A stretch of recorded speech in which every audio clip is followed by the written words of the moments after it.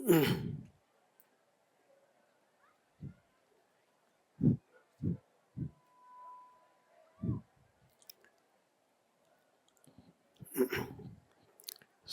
સ્વામી મહારાજની જય. હરિપ્રસાદ સ્વામી મહારાજની જય. આત્મીય સમાજની જય જય જય. દાસમાં દાસ થવાની જય જય જય.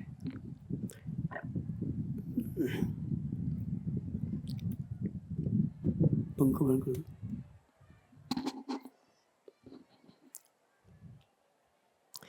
જસદણની ધરતી પર તમારા બધાના દર્શન કરી ખૂબ આનંદ થયો.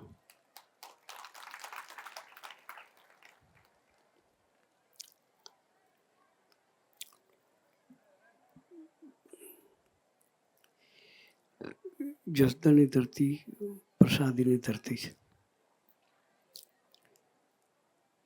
સ્વામીજી આ ધરતી પર ઘણી વખત આવ્યા છે.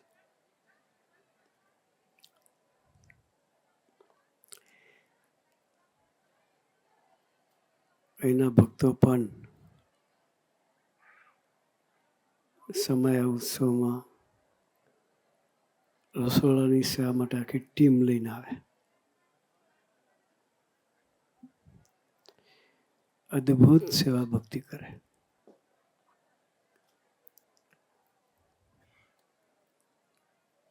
સ્વામીજી એ લોકોની સેવા ભક્તિથી ખૂબ રાજી થતા.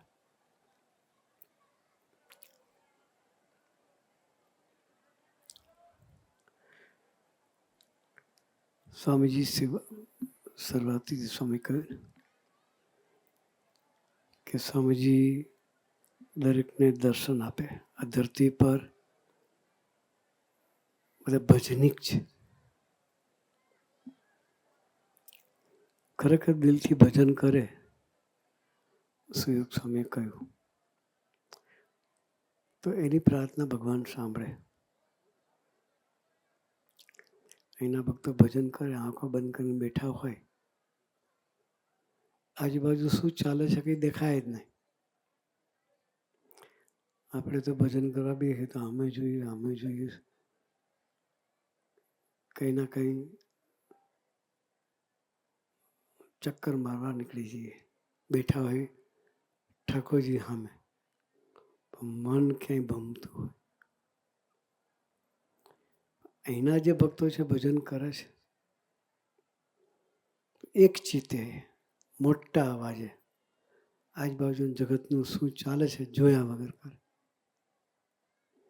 તો એને સ્વામીજી દર્શન આપે છે. એની પ્રાર્થના સાંભળે છે, એવો અનુભવ સ્વામીજી કરાવે છે. ઘણા હરિભક્તો બહારથી પણ અહીંયા ભજન કરવા આવે. ઠેઠ મુંબઈના હરિભક્તો અહીં ભજન કરવા આવે છે. મુંબઈથી પણ, ગુજરાતમાં સુરત બાજુથી માંડી અને આજુબાજુ ગામડામાંથી બધેથી હરિભક્તો સ્પેશિયલ જસદણ આવે છે. તો જસદણવાળાએ જસદણના તીર્થનો કેટલો મહિમા સમજવો જોઈએ. ભાગવળમાં તીર્થ હોય ને મહિમા ના હોય. ઘરમાં તીર્થ હોય એનો મહિમા ઘરવાળા ના હોય.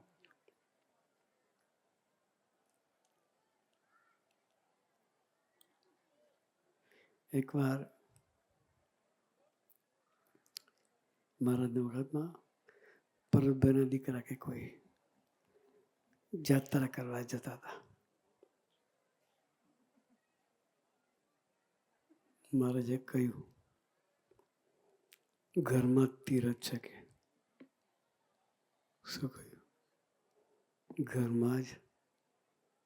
પરબતભાઈ તીર્થ જેવા હતા, ભગત એવા હતા, ભગવાનજીની માળા ફેરવતા હતા.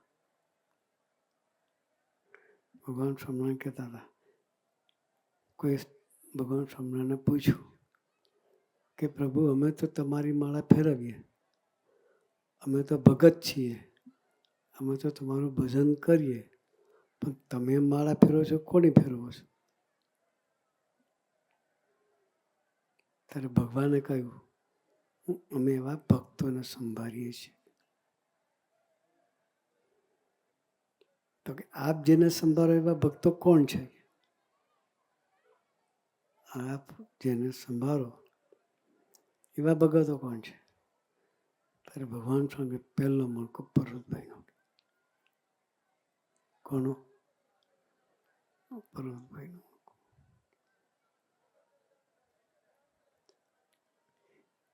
બીજો ગોરધનભાઈ, દેવજી ભગત ને પુંજા ભગત. 4 ભગતો મહારાજની માળાની મણકીમાં હતા. એવા ગુણાતીત સ્વામીના વખતમાં 4 ભક્તો હતા. રામ ભંડેરી, કરશન બામણિયો, રયો દેસાઈ અને પાણવીના પુંજા ડોડિયા. 4 હરિભક્તો એવા હતા જેને ગુણાતીત સ્વામી સંભાળતા. ભગત થવું તો એવા થવું.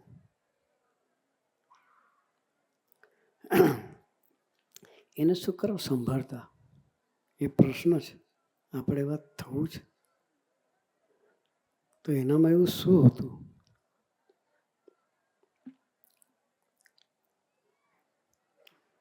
પણ ટોટલ ભગવાનને માથે પડીને જીવતા હતા.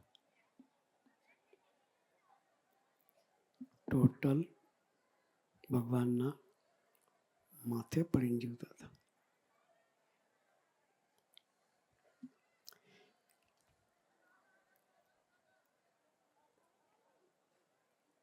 ભગવાને ભરતભાઈને ઘેર પધારેલા.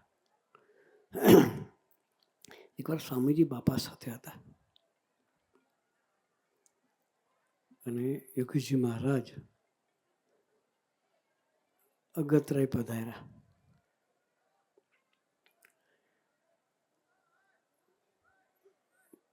પાંચ દંડવટ કર્યા ભરતભાઈના ઘેરે. સ્વામીજી તો વિચક્ષણ બુદ્ધિવાળા. કોઈ જગ્યાએ જાય તો 2 દંડવટ કરે, 3 દંડવટ કરે. ત્યાં 5 દંડવટ કરેલા. એટલે સ્વામીજીએ નોટ કર્યું કે બાપાને પૂછે કે બાપા તમે અહીંયા 5 દંડવટ કેમ કર્યા? પછી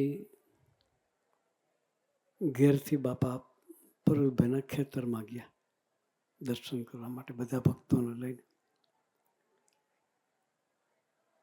ત્યાં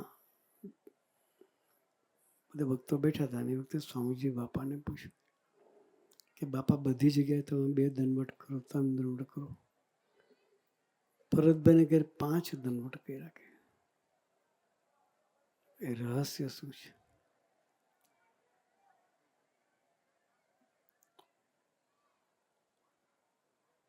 ત્યારે બાપાએ કહ્યું કે ભરતભાઈનો સંબંધ ભગવાન સાથેનો જુદો હતો.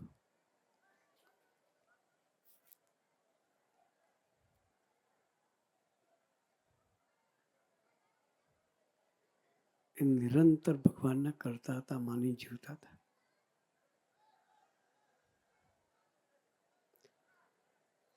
અનંત બ્રહ્માંડમાં ધાર્યું એનું થાય છે એવું માની જીવતા હતા.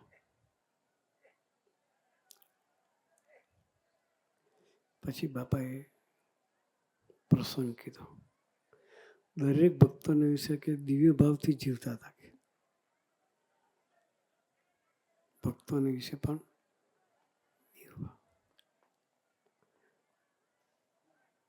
જેટલો ભગવાનનો મહિમા છે એવો ભક્તોનો મહિમા સમજતા હતા. એમનો માળાના મણકામાં આવતું નથી. એવો જ પ્રસંગ ગુણાતીત સ્વામી વેલા સથવારા.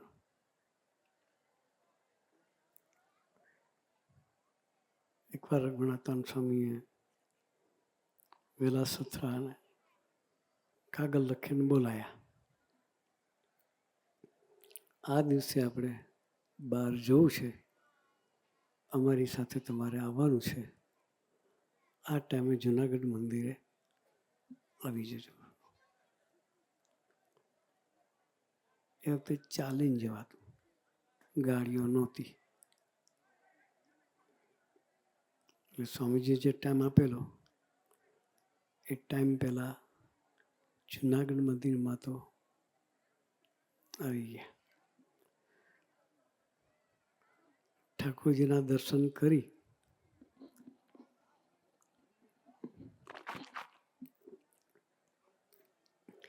ગુણાતાન સાને મળવા માટે એમના આસન તરફ જતા હતા. વચ્ચે કોઈ રોકે, આવો ભગત કે પાણી પીતા જાઓ, કે બેસાડ્યા. થોડી ખાટી મીઠી વાતો કરી. સમજી આ ખાટી મીઠી એટલે મીઠી વાત એટલે મહિમાની વાત કહેવાય, ખાટી વાત એટલે ભાવગુણની વાતો કહેવાય. ખાટી મીઠી વાતો કરી,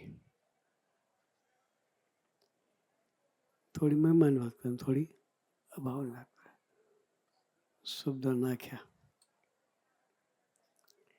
ત્યાંથી ઉઠીને નીકળતા હતા તો બીજા કોઈ પકડ્યા કે આવો ભગત. 4 જગ્યાએ જવું પડ્યું, કોઈની ઉપેક્ષા ના કરી.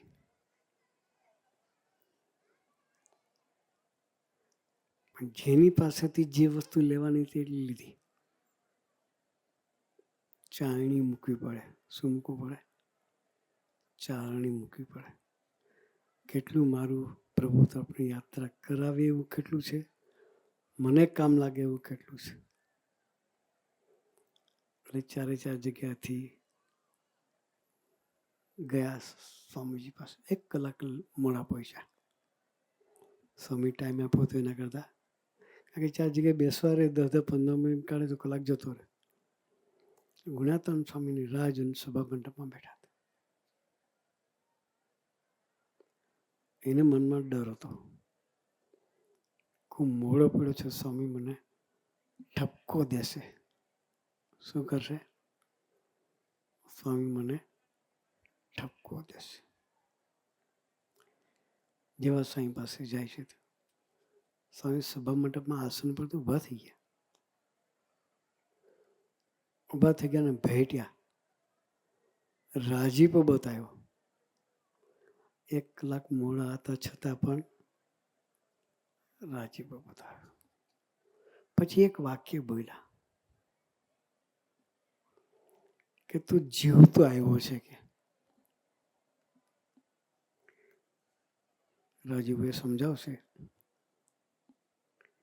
જીવતો આવ્યો એટલે શું? કોઈની ખાટી વાતોની અસરમાં તું આવ્યો નથી. તને કોઈની ખાટી વાતોની અસર થઈ નથી, એટલે તું જીવતો આવ્યો છું. એ મોટા પુરુષના દિલમાં સ્થાન લેવું હોય તો આ વસ્તુનું ધ્યાન રાખવું પડે, તો દિલમાં વસાય. પર્વતભાઈને 4 જણા દિલમાં વસ્યા છે. ગુણાતાન સ્વામી વખતમાં 4 જણા દિલમાં વસ્યા.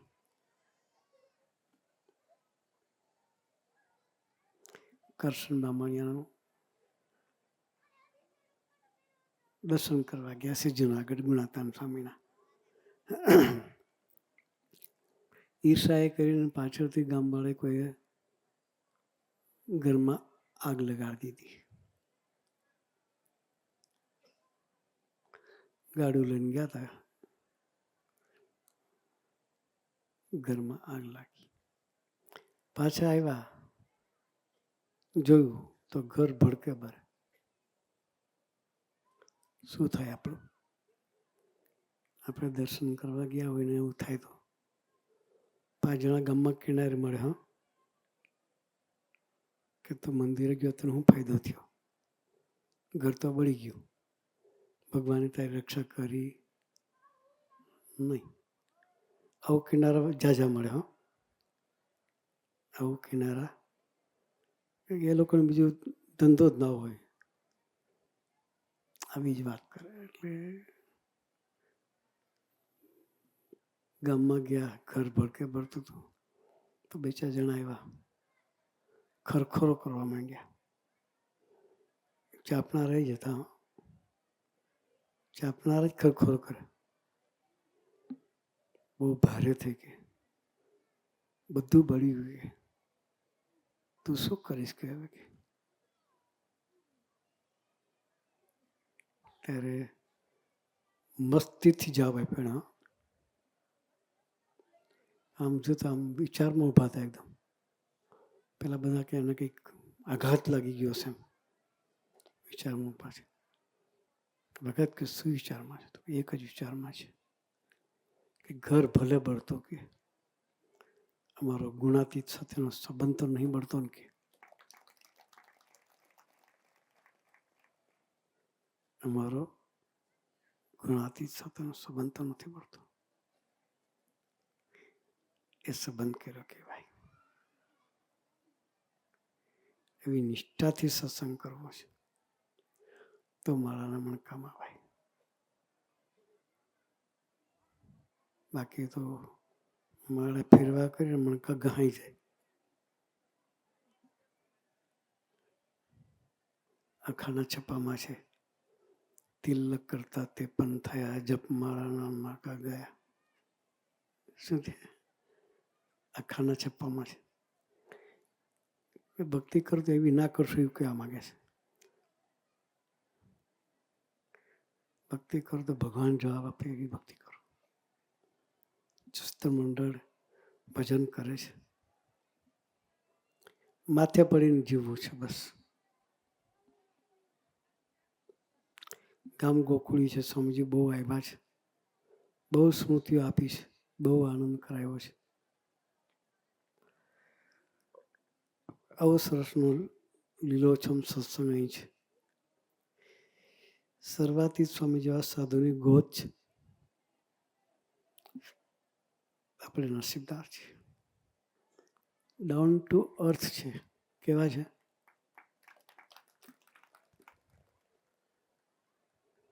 અહંકારનો લેસ નથી. આખી દુનિયા અહંકારથી જીવતી હોય. કઈ રીતે જીવતી હોય? રાજુભાઈ બેઠા હાર પર ઉભા ના કરે તો મનમાં વિચાર કરે, ચલો આજે હાર પહેરવા નથી મળ્યો. રાજુભાઈ ઘરના છે એટલે નામ દઈને કહેવાય, એને સંકલ્પ ના ઉઠે. વિશ્વાસ છે એટલે નામ દેવાય, પણ સંકલ્પ ઉઠે છે.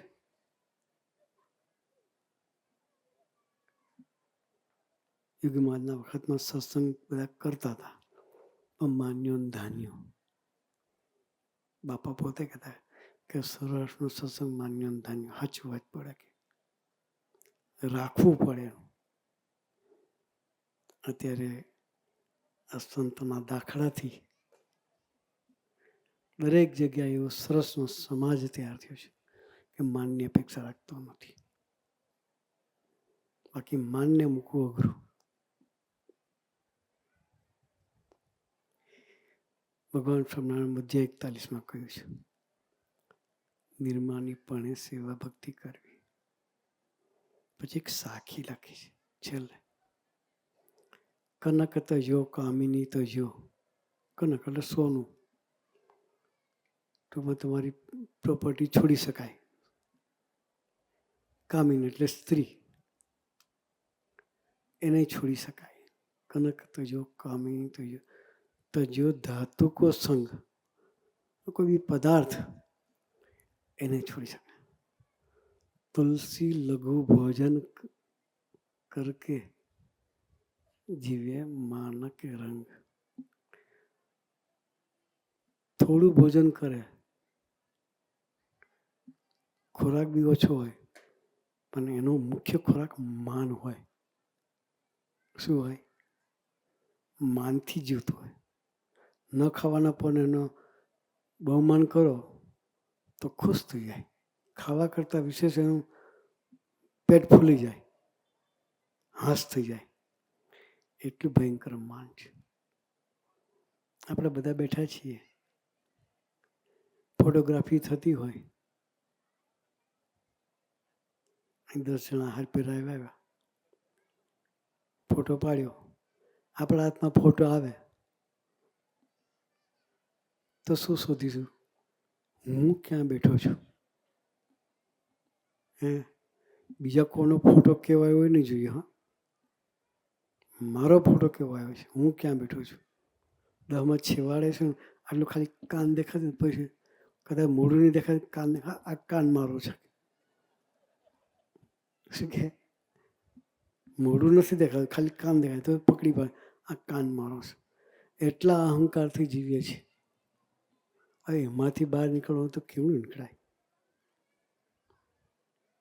જ્યાં સુધી અહંકાર છે ત્યાં સુધી છેલ્લો જન્મ ન થાય.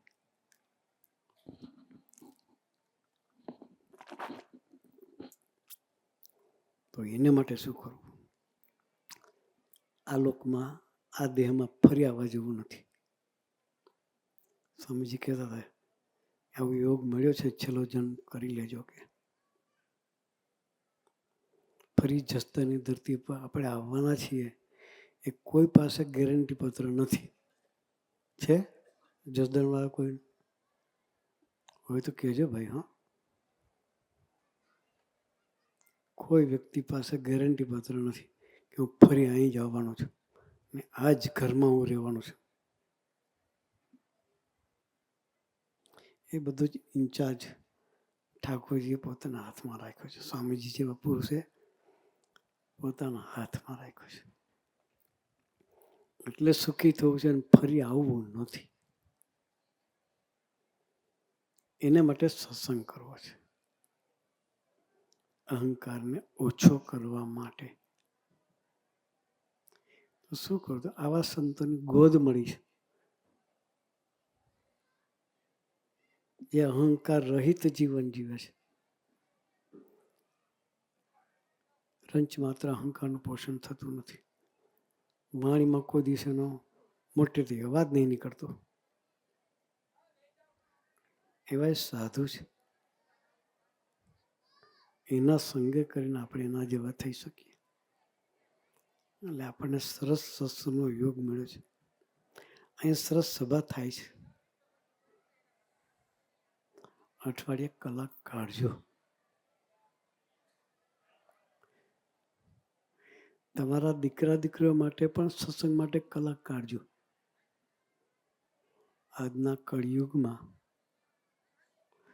દીકરા દીકરીઓની જો રક્ષા કરવી હોય તો સારા સંગમાં રાખવા પડે. લપસણી ધરતી છે. કેવું છે? વગર વરસાદે લપસીને પડો. સમજી ગયા તમે કે ના સમજ્યા? કળિયુગ એવો છે કે વરસાદ ન પડે તો પણ સોશિયલ મીડિયાના માધ્યમ બધા એવા છે કે કામ વગરને તમે પછાડી દે.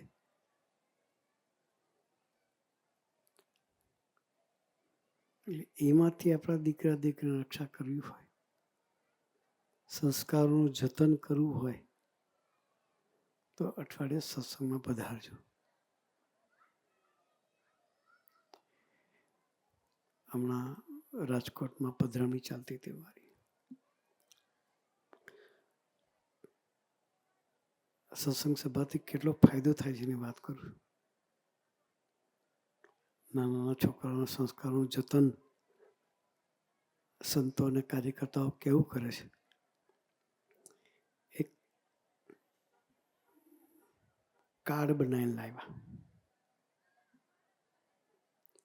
કાર્ડમાં 3 હોડકી હતી, વચ્ચે પાણી. એક હોડકી સ્થિર હતી, 2 હોડકી પાણીમાં અડધી ડૂબેલી એવી હતી. એટલે છોકરા મને સમજાતા કે આ જે હોડકી છે એ સોશિયલ મીડિયાના પ્રભાવની હોડી છે. બધા આઇકોન અંદર લગાડેલા હતા સોશિયલ મીડિયાના. બીજી એક હોળી હતી એ હઠમાન ઈર્ષાના પ્રભાવવાળી હતી. બંને હોળી પાણીમાં ડૂબી રહી હતી. ત્રીજી હોળી હતી બેલેન્સ હતી, પાણી પર સરસ તરતી હતી.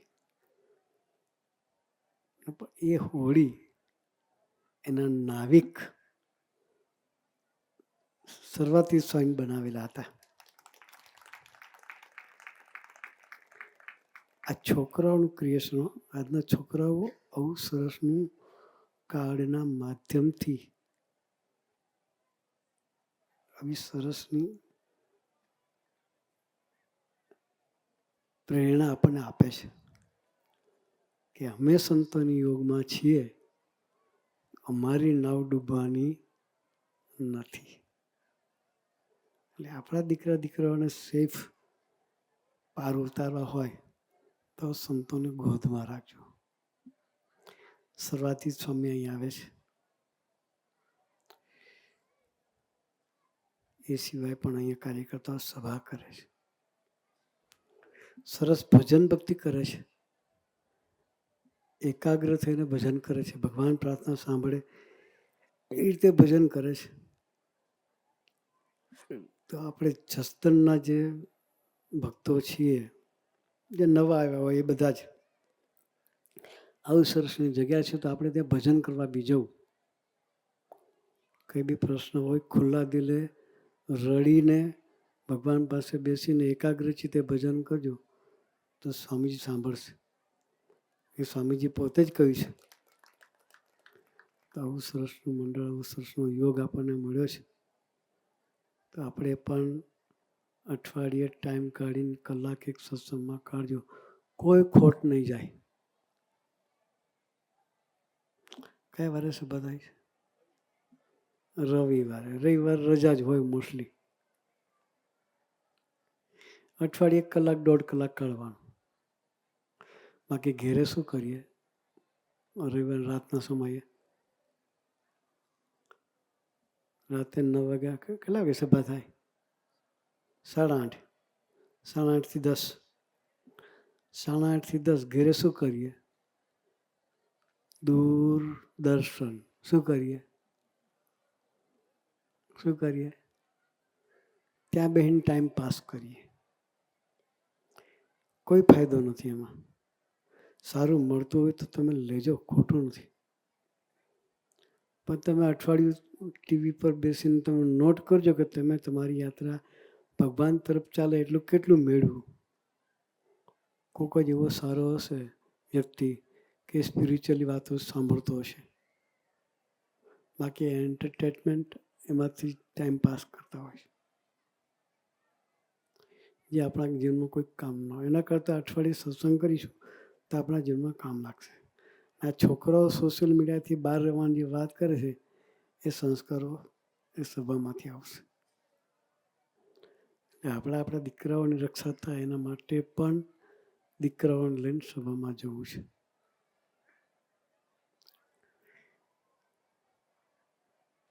તો સરસનો યોગા આપણને મળ્યો છે. સંતો પણ અવારનવાર આવે છે.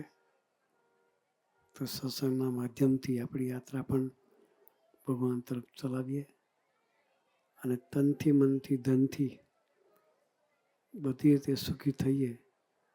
એ સુખી થવા માટે ગુરુએ આપણને સૌને ખૂબ ખૂબ ખૂબ બળબુદ્ધિની શક્તિ આપે, એ જ પ્રાર્થના સહજાનંદ સ્વામી મહારાજ.